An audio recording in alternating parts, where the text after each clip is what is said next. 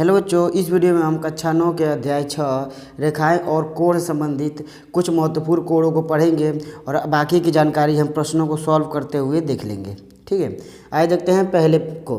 तो लिखा गया न्यून कोण। तो न्यून कोण किसे कहते हैं? तो न्यून कोण होता है, इसे हम इंग्लिश में कहते हैं एक्यूट एंगल। ठीक है, क्या कहते हैं? Acute angle.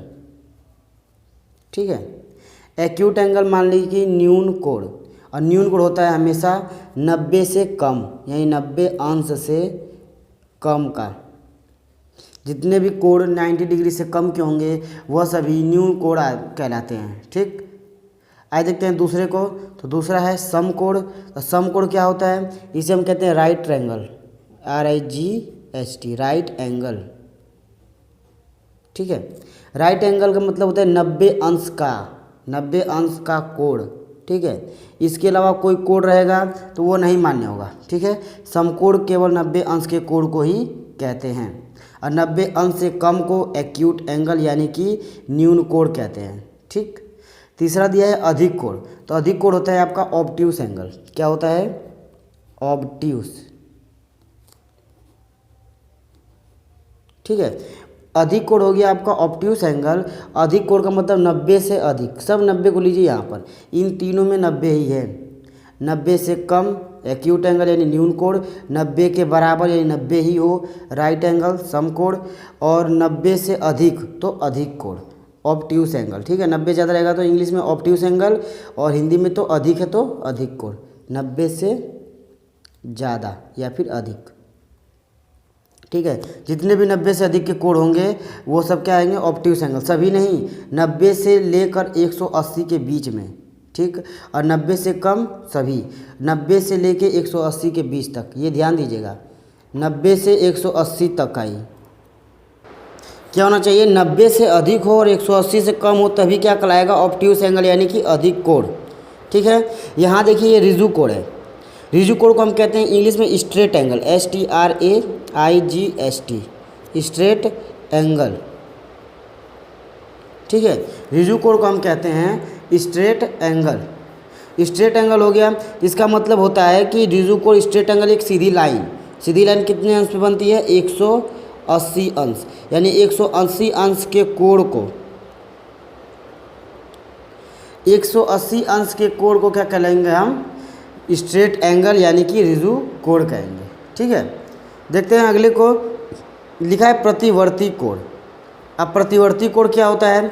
तो प्रतिवर्ती कोण को इंग्लिश में कहते हैं reflex angle, REFLEX, reflex angle.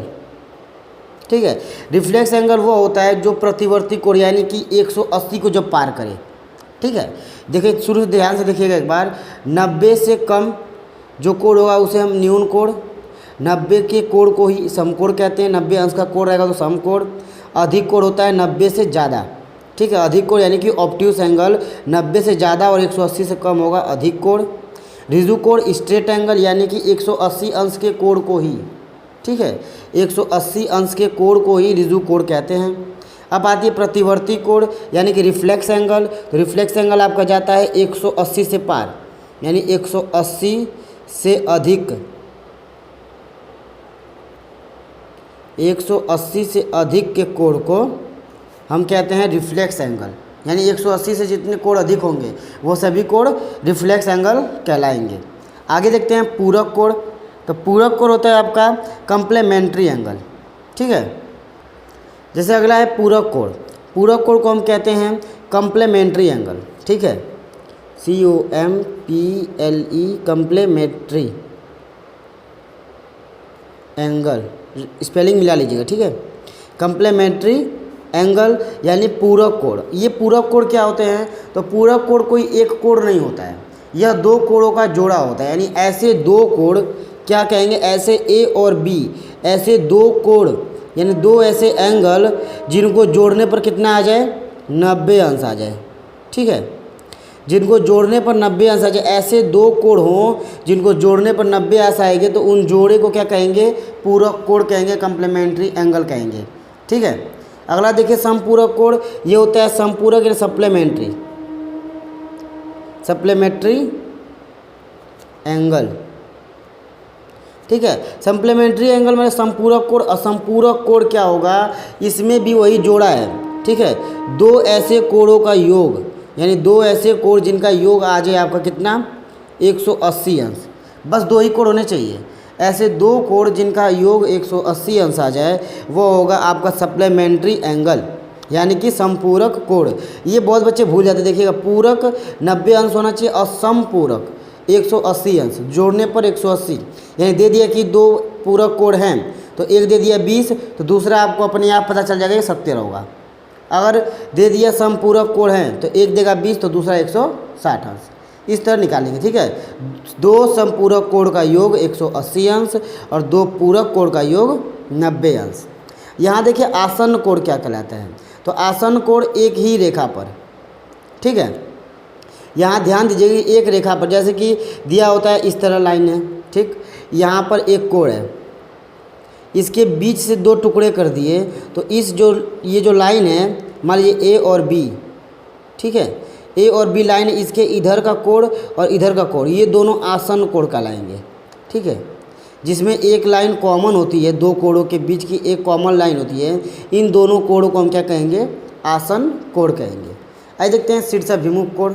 तो शीर्षाभिमुख क्या होता है, तो शीर्षाभिमुख हो जाएगा आपका, देखिए इस तरह, मान लीजिए एक कोण ऐसे हो गया, ठीक, और एक कोण ऐसे हो गया, तो यह कोण और ये कोण शीर्षाभिमुख होते हैं, यानी ये शीर्ष हो गया, इसके एक इधर का और एक इधर का, ठीक है। शीर्ष के इधर के और इधर के दोनों बराबर होंगे, इसे हम कहते हैं शीर्षाभिमुख कोण क्या होते हैं, बराबर होते हैं। कभी भी शीर्षाभिमुख कोण, इधर का कोण और इधर का कोण, जब भी दो लाइन ऐसे कटी हो तो इधर का और इधर का कोण दोनों बराबर होता है, ठीक है। इसी को कहते हैं शीर्षाभिमुख कोण के नियम से ये और ये दोनों, यानी ए है और ये बी है, तो दोनों ए और बी क्या होंगे, बराबर होंगे। किस नियम से, शीर्षाभिमुख कोण के नियम से। अब रैखिक युग्म है, तो रैखिक युग्म मतलब एक रेखा पर बने कोणों के युग्म को, एक रेखा हो गई, लाइन हो गई, यानी 180 अंश होती है लाइन, इसके पे बने हुए जितने कोण रहेंगे ये सभी रैखिक युग्म कहलाएंगे, और इन सभी का योग यानी इन सबको जोड़ेंगे आप तो 180 अंश हो जाएगा, ठीक है। तो इस वीडियो में बस इतना ही। एक्सरसाइज को हम अगले वीडियो में सॉल्व करेंगे। एक्सरसाइज में जितने प्रश्न हैं उन सभी प्रश्नों को एक एक करके सॉल्व किया जाएगा और सीखा जाएगा। अगर वीडियो पसंद आए तो लाइक करें। अब मिलते हैं अगले वीडियो में। जय हिंद।